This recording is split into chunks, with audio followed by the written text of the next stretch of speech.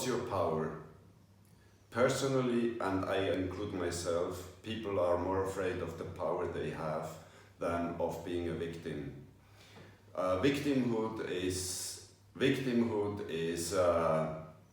something that has been put forth through generations in human society. You can only have your real power when you're authentic. We all have been conditioned.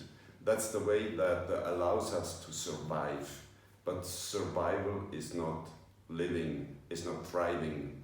You are called to be a thriving being, to give your gifts to humanity, to your family, to your friends, to the human being around you. And in order to do that, you have to become authentic. And authenticity is something that comes through the spinal wave.